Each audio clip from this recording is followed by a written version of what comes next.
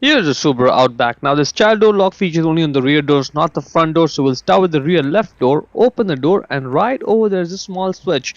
All you have to do is just push the switch down to activate the feature, and now it's activated. I can still open it from outside. However, when I get on the inside and close the door, lock, unlock, doesn't matter. I cannot open.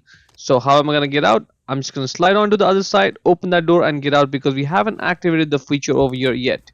So open this door, open the left side door from outside, push the switch up to deactivate the feature, and now it's back to normal. I can open it from outside, and on the inside when I close the door in the lock position I cannot open. Unlock, I can open, and that's good.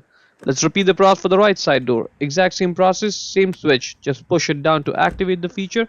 I can still open it from outside, and when I close it, unlock, unlock, I cannot open. So what am I gonna do? You already know it. I'm just gonna slide onto the other door, open it, and get out. So if you do have a child in the back seat, make sure you activate this feature separately for both the doors because you don't want the child to get out, open the door, and cause issues.